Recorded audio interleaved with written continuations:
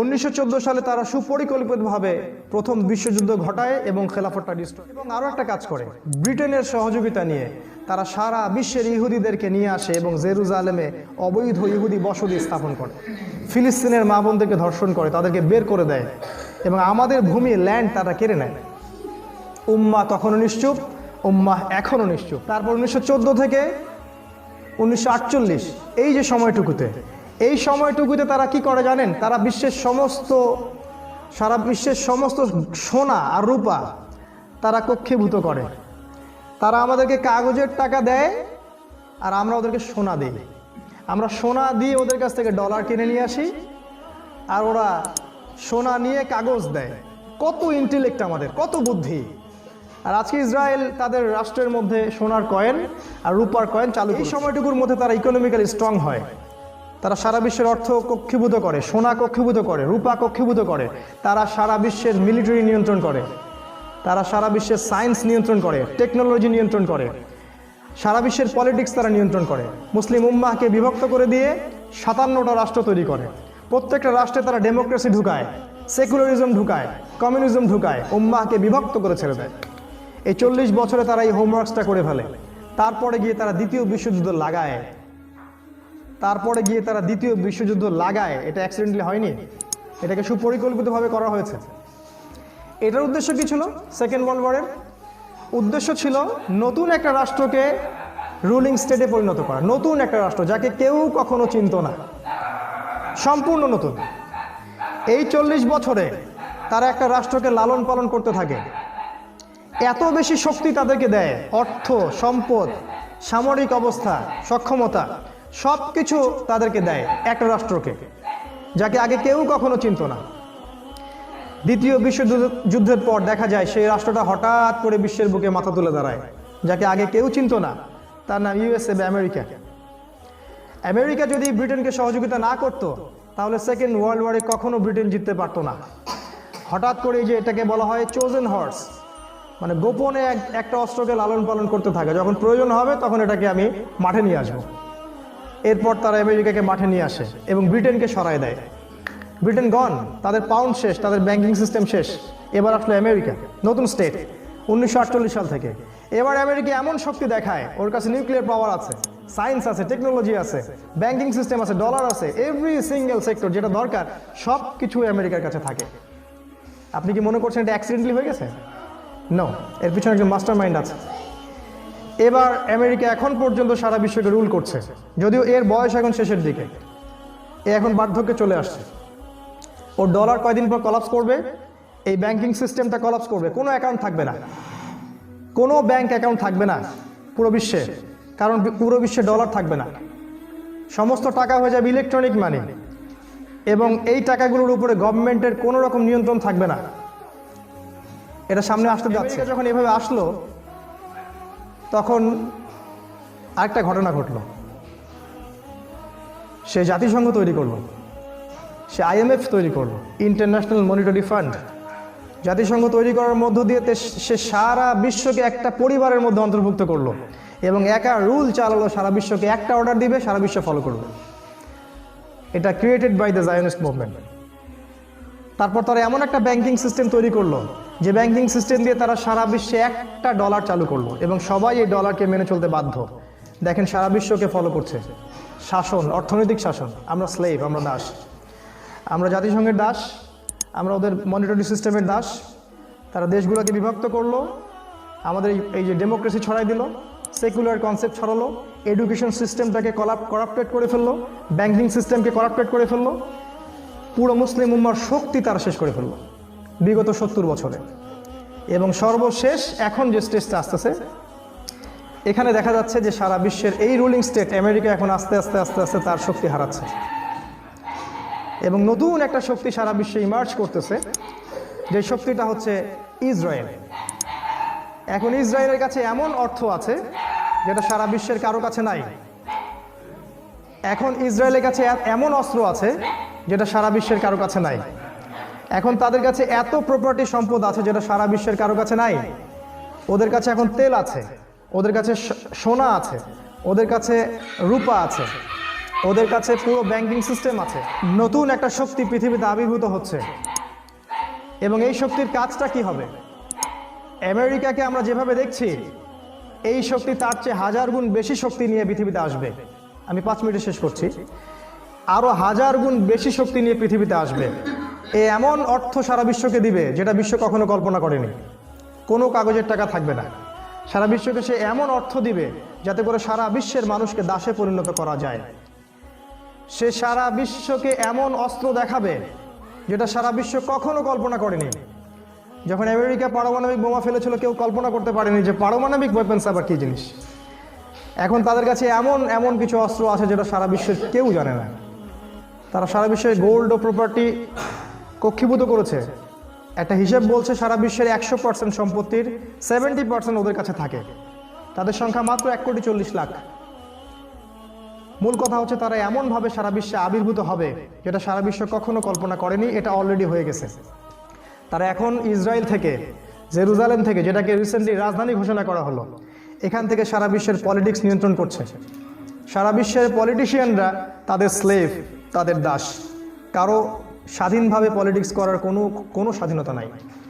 কোনো রাষ্ট্র যদি স্বাধীনভাবে বলে আমি আল্লাহ এবং তার রাসূলকে মেনে চলবো, ইসলামিক হুকুম মেনে চলবো, সাথে সাথে তারা তার টাকার মানে ধস নামায় দিবে। সাথে সাথে তারা তার ইকোনমিক সিস্টেমটাকে কলাপস করে দিবে। সেটা করতে না পারে ডক্টর মাহাথির মোহাম্মদের মতো, তারপরে দেখবেন আফগানিস্তানে তারা যেমন অ্যাটাক করেছে সেভাবে অ্যাটাক করবে। ইমরান খানের মতো একটা ভাষণ যদি তারা দেয়, তারা তাদেরকে সুদে ঋণে ফেলে দিবে। কোনোভাবেই স্কিপ করতে পারবে না। বিকজ সারা বিশ্বের পলিটিক্স, সারা বিশ্বের ইকোনমি, সারা বিশ্বের ফাইন্যান্স, সারা বিশ্বের প্রযুক্তি, অস্ত্র, এভরি সিঙ্গেল সেক্টর তারা এখন জেরুজালেম থেকে নিয়ন্ত্রণ করছে। আর আমাদের হাদিস, চলুন হাদিসে ফিরে যাই। হাদিসে রাসূল সাল্লাল্লাহু আলাইহি ওয়াসাল্লাম কি বলছেন? বলছেন দাজ্জাল জেরুজালেম থেকে আত্মপ্রকাশ করবে। ইসরায়েলাইজড পিপল, জেরুজালেমের সমস্ত ইহুদি তাকে অনুসরণ করবে। আল্লাহ রাসূল বলছেন যে নারী জাতি তাকে ফলো করবে। সে ওই জেরুজালেম থেকে সারা বিশ্বের পলিটিক্স নিয়ন্ত্রণ করবে, সারা বিশ্বের অর্থনীতি নিয়ন্ত্রণ করবে, সারা বিশ্বে ভৌগোলিক জিনিস নিয়ন্ত্রণ করবে। মহামারী সে ছড়াবে, সে মহামারী ছড়াবে, সে দুর্ভিক্ষ দিবে, সে ভূমিকম্প দিতে পারবে, সে বৃষ্টি বর্ষণ করতে পারবে। এই শক্তিগুলো কি তারা এখন অর্জন করেনি? এই যে পুরো সিস্টেমটা আমি বললাম, এখন আপনার কি মনে হচ্ছে যে এই পুরো জিনিসগুলো অ্যাক্সিডেন্টলি সব হয়ে গেছে?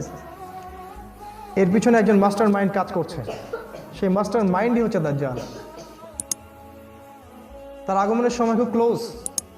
যখন আমরা আমাদের মধ্যে কাদা ছড়াছড়ি বিভক্তির মধ্যে লিপ্ত, হালুয়া রুটি সামাই খাওয়াই লিপ্ত, আমরা আমাদের দুনিয়ার মোহে লিপ্ত, তখন এগুলো সব প্ল্যাটফর্ম অলরেডি স্টেজ তৈরি হয়ে গেছে। এখন নাটকটা শুধু মঞ্চায়ন করা বাকি। নাটকটা কেমন করে মঞ্চায়িত হবে সেটা বলে শেষ করছি। রাসূল সাল্লাল্লাহু আলাইহি ওয়াসাল্লাম বলেছেন, শেষ জামানায় যখন মদিনার গুরুত্ব কমে যাবে, জেরুজালেমের গুরুত্ব বেড়ে যাবে, জেরুজালেমের গুরুত্ব হবে সবচেয়ে বেশি, তখন বিশ্বে আসবে একটা মালহামা। আমি বারবার বলছি, এই বিষয়গুলো কোনোটাই অ্যাক্সিডেন্টলি হয় না, এর পিছনে কোনো না কোনো মাস্টারমাইন্ড কাজ করে। মালহামা হবে না, মালহামা হওয়ানো হবে। ঠিক যেমন করে first world war, second world war হয়েছে, ঠিক একইভাবে থার্ড একটা ওয়ার্ল্ড ওয়ার হওয়ানো হবে কোনো একটা ইস্যুকে কেন্দ্র করে। আর ইস্যুটা কখনো এমন হবে না, তারা কখনো আক্রমণাত্মকভাবে কিছু করবে না, তারা অন্যদেরকে উস্কাই দিবে। কিছু মুসলিম ভাইকে উস্কাতে পারে।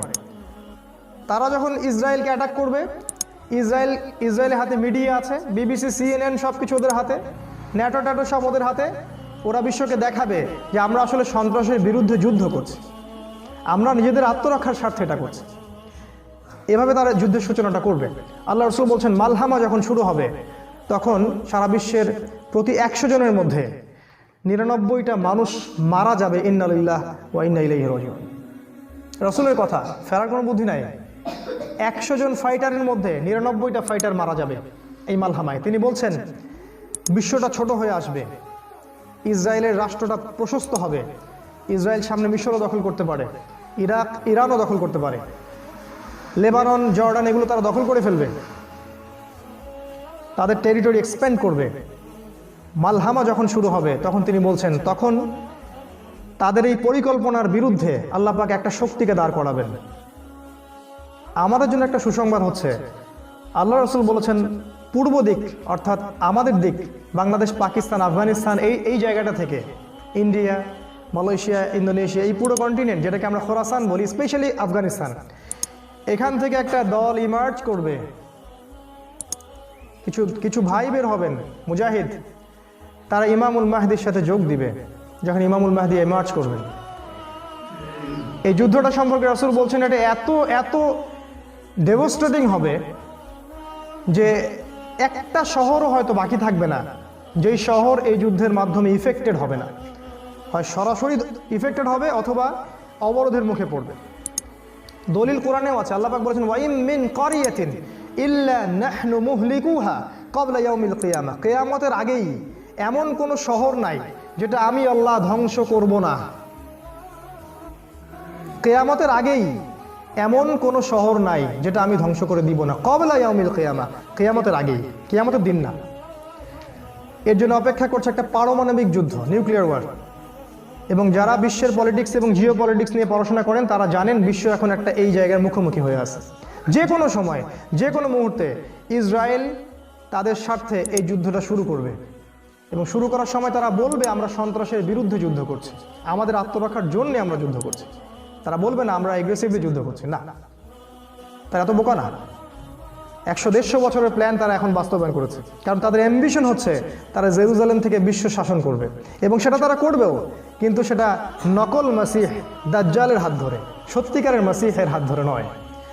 যখন তারা এই যুদ্ধটা লঞ্চ করবে মুসলিমদের 3 ভাগের 1 ভাগ শহীদ হয়ে যাবে, আরেক ভাগ যুদ্ধের মাঠ থেকে পালিয়ে যাবে, আরেক ভাগের হাতে আল্লাহ রাব্বুল আলামিন শেষের দিকে গিয়ে, একদম শেষের দিকে গিয়ে বিজয়ের পতাকা দান করবেন। একদম শেষের দিকে গিয়ে পৃথিবীর বেশিরভাগ মুসলিম নিহত হবে।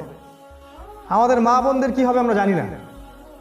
আমরা যে বড় স্বপ্ন তৈরি করছি, vision 2030, 50, 60, you are living in Disneyland. আপনি স্বর্গে, স্বপ্নের স্বর্গে বাস করতেছেন। এরপর যেটা হবে, ইমামুল মাহদিকে ঘিরে ফেলবে ইহুদিরা। একটা হাদিস বলে শেষ করছি, ইহুদিরা ঘিরে ফেলবে। আল্লাহর রাসূল বলেছেন লা তুকাতিলুনাল ইয়াহুদ, মুসলিমরা তোমরা অবশ্যই ইহুদিদের সাথে যুদ্ধ করবে। হাত্তা, এমনকি ইহুদিরা যদি গাছের পিছনে লুকায়, পাথরের পিছনে লুকায়, পাথর কথা বলবে, ইয়া মুসলিম ইন্না ওয়ারাল ইয়াহুদ তাআলা ফাকতুলু, আমার পিছনে ইহুদি আছে, আসো ওকে হত্যা করে দাও। কারণ জড়বস্তু পর্যন্ত ওদের জুলুম দেখতে দেখতে অতিষ্ঠ হয়ে যাবে। আল্লাহ পাক ইমামুল মাহদি এবং মুসলিমদেরকে যখন তারা ঘিরে ফেলবে সিরিয়ার দামেশকে, সাদা মসজিদের ভিতরে, আল্লাহ পাক তখন ঈসা আলাইহিস সালামকে আসমান থেকে পাঠাবেন, সত্যিকারের মাসিহ, সত্যিকারের মাসিহ। এবং এই মাসিহকে দেখা মাত্রই নকল মাসিহ দাজ্জাল সে গলতে শুরু করবে। কারণ আল্লাহ রাসূল বলেছিলেন মালহামা যখন শুরু হবে ঠিক তারপরেই দাজ্জাল বের হবে, মানে মানুষের রূপে দাজ্জাল বের হবে। এরপর ঈসা আলাইহিস সালাম দাজ্জালকে হত্যা করবেন, ইহুদিদেরকে হত্যা করা হবে। যারা জিজিয়া দিবে, যারা ইসলাম গ্রহণ করবে তাদের কথা আলাদা। ঈসা আলাইহিস সালামের প্রতি অনেকে ঈমান নিয়ে আসবে, তারাও ইসলামের সাথে একটা ভালো সম্পর্কের মধ্যে থাকবে। ঈসা আলাইহিস সালাম 40 বছর পর্যন্ত পৃথিবীতে জীবিত থাকবেন। তিনি বিয়ে করবেন, তার সন্তান হবে, তার মৃত্যু হবে এবং আমাদের নবী বলছেন তাকে আমার কবরের পাশে দাফন করা হবে। এরপরে মানুষ আবার খারাপ হওয়া শুরু করবে এবং এমন খারাপ হবে মানুষ যে মসজিদের সামনে অথবা বাড়ির সামনে, রাস্তায়, বাজারে মানুষ জেনা করবে গাধার মতো পাবলিকলি, যেটা এখনো হচ্ছে কিন্তু আরো ব্যাপকভাবে হবে। এই মানুষগুলোর সামনে হঠাৎ একদিন কিয়ামত হবে, হঠাৎ, কোনো সারা শব্দ ছাড়াই, কোনো পূর্ব সতর্কতা ছাড়াই, সকালবেলা যেদিন সূর্য পশ্চিম দিক থেকে উঠবে। এই পুরো প্রসেসের মধ্যে সবচেয়ে বড় যে মাস্টার মাইন্ড, এই পুরো যে প্রসেসটা আমি বললাম, এর সবচেয়ে বড় যে মাস্টার মাইন্ড সেটা হচ্ছে দাজ্জাল।